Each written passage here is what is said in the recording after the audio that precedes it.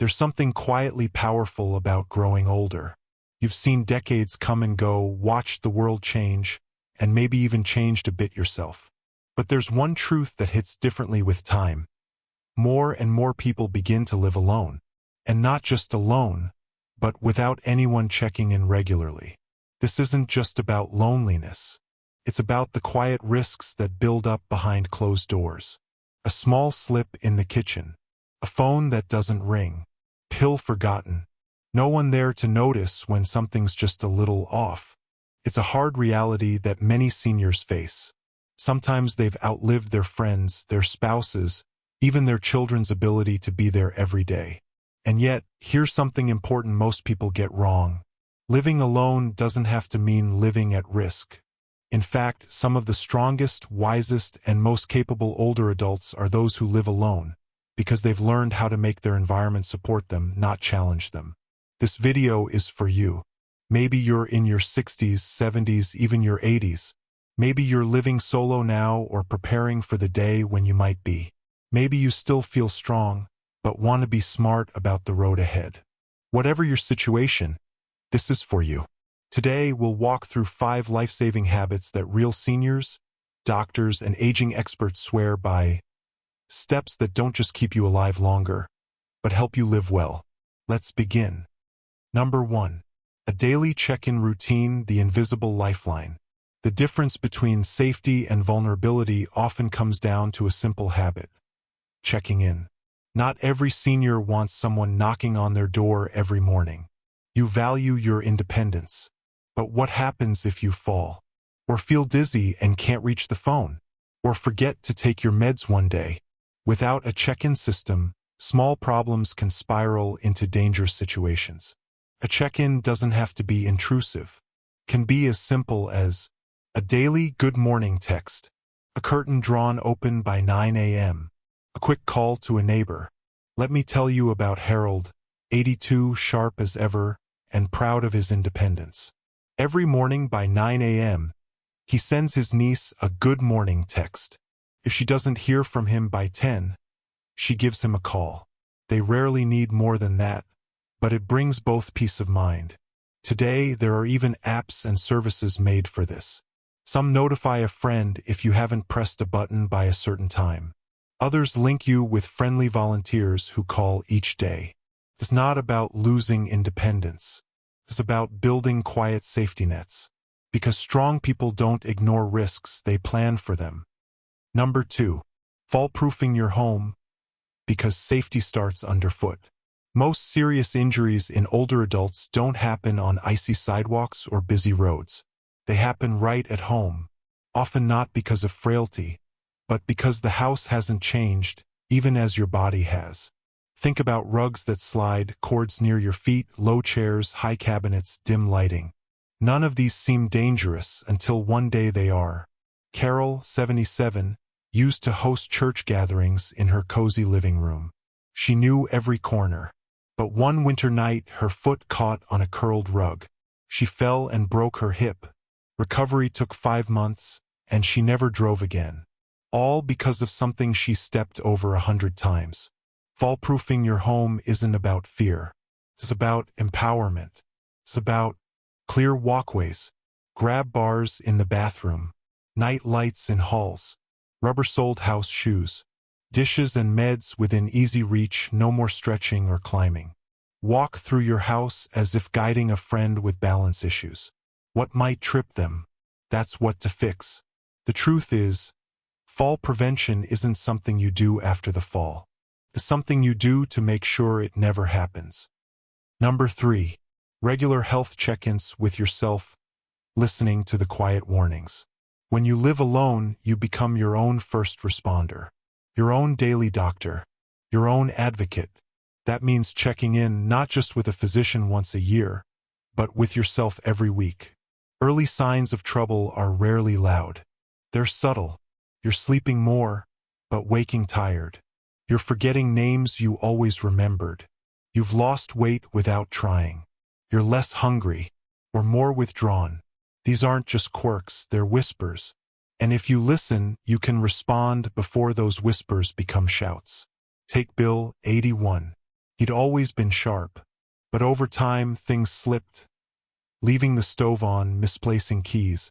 No one noticed until his neighbor smelled burning food. By then, Bill was deep into early-stage dementia. What could have helped? A weekly journal. 5 questions. Every Sunday with coffee. Did I sleep well this week?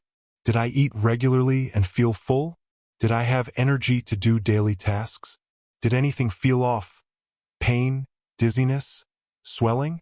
Was I more anxious or down than usual? Write your answers. Look for patterns. And if anything seems off, tell someone. You are your best monitor. You know your body. Trust it. Number 4. A safe, reachable home designed to protect, not challenge. Living alone doesn't become dangerous overnight. It becomes dangerous through dozens of little things that add up. That one cabinet you stretch for, the light switch that makes you reach, the rug that shifts under your feet, the phone that's always just a room too far. Linda, 76, loved her tidy home, but she hadn't updated anything in years. One morning, her slipper slipped, the edge of a rug flipped up, and she went down hard, alone, for hours. Her hip was never the same. So what do? Simplify. Remove clutter. Tuck cords away. Say goodbye to tripping hazards. Lower and lighten. No more climbing chairs. Move essentials to waist level. Use lighter dishes. Upgrade lighting. Add motion sensor night lights. Brighten stairs and hallways. Improve reachability. Have phones in multiple rooms. Keep emergency contacts visible. Consider a fall alert system or smartwatch. Most importantly, focus on the bathroom. Grab bars. Non-sleep mats. A shower seat. It's where most falls happen. These aren't just changes. They're gifts you give yourself. The gift of staying in your own home safely, with dignity intact. Number 5. Emotional anchors. Staying connected to the world around you. Living alone doesn't always mean being lonely. But emotional isolation, that's different. That's deeper. It's when you feel invisible, unneeded, forgotten.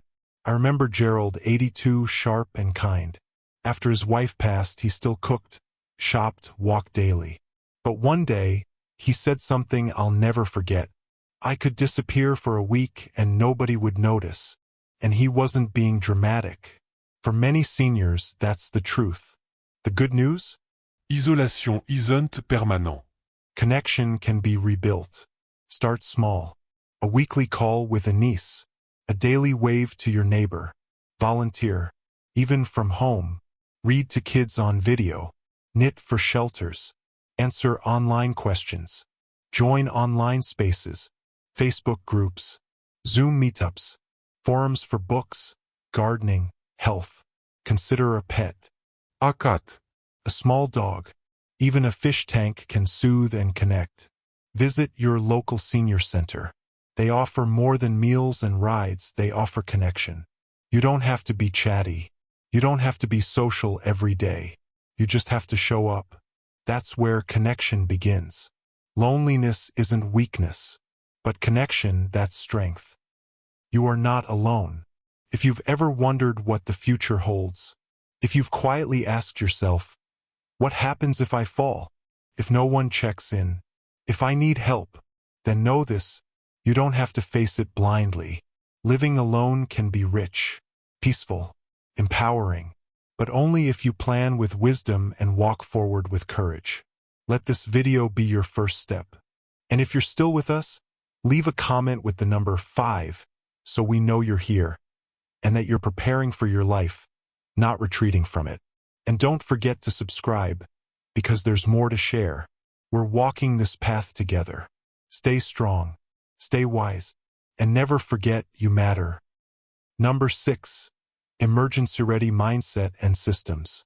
When you're living alone as an older adult, it's not just about comfort. It's about being ready for the unexpected. A sudden fall, chest pain in the middle of the night, a power outage that leaves you in the cold. What turns a small scare into a life-threatening crisis usually comes down to one thing: Preparation. Older adults who live safely alone aren't lucky. They're prepared. They've developed what I like to call an emergency-ready mindset. It doesn't mean being paranoid. It means being proactive. It means thinking a few steps ahead so that if something ever does go wrong, you've already put support systems in place. Let me tell you about Evelyn. She's 84 and lives in the same brick house she moved into with her husband over 50 years ago. He passed a decade ago, but Evelyn never moved out. Why? Because she's turned her home into a place of strength. She wears a smart pendant that detects falls and can call for help. She has a laminated list of emergency contacts right on her fridge. She's even got a small go bag near the front door with her medications, ID, flashlight, batteries, and a spare phone charger, just in case of evacuation or unexpected hospital visits. These little choices don't come from fear. They come from wisdom, and they give Evelyn and her children peace of mind. Here's how you can build that same kind of resilience into your life. Keep a working flashlight and backup batteries in easy reach, especially near your bed and in common areas. Create a written emergency plan that includes contacts for neighbors, doctors, family, and nearby friends. Place a copy by the phone and another in your wallet. Use technology wisely. Smartwatches with health alerts, voice assistants like Alexa or Google Home that can call someone for you, and fall detection devices aren't luxuries anymore. They're lifelines. Stock up on basics. Keep a 2-week supply of medications, bottled water, shelf-stable foods, and pet supplies if you have an animal companion. You don't need to hoard, just be mindful. Practice what-if thinking calmly. What if the power went out tonight? What if I had chest pain? How would I get help? Thinking it through ahead of time doesn't cause stress. It reduces it. And here's a detail many people overlook. Make sure someone nearby has a spare key to your home. Emergency responders sometimes arrive quickly, but if they can't get in, every second counts. A trusted neighbor, a lockbox with a code, or a well-placed spare can be the difference between immediate help and critical delay. Being emergency ready is like having an umbrella in your car. You hope you never need it, but when the storm comes, you'll be glad it's there. Let's be honest. Living alone as we age can be a challenge. It asks more of us, physically, emotionally, and mentally. But it also offers something beautiful, the chance to grow into our own rhythm, to make choices that protect our peace, and to live on our own terms. Here's what I hope you take away today. You don't have to be watched over to be safe. You don't have to be surrounded to be connected. And you don't have to fear living alone, as long as you plan wisely and with care. Safety isn't about being bubble-wrapped. It's about being prepared. Dignity isn't about doing everything by yourself. It's about knowing how to ask for help before you're in crisis. Independence isn't about isolation. It's about building the kind of support that lets you thrive quietly, confidently, and in your own space. So whether you're 65, 75, or well into your 90s, you still get to write the story of how you live. With simple habits and heartfelt connections, you can make that story one of strength, security, and satisfaction. If you've made it this far, I want to say thank you. You're not just watching a video, you're taking your life seriously. And that kind of self-respect deserves to be honored. Please comment, "Still standing strong," below if this message spoke to you. And if you haven't subscribed yet, hit that button. This channel is here for you, to remind you that you're never too old to learn something new, never too alone to find support, and never too late to live wisely. Until next time, stay safe, stay steady, and most of all, stay you.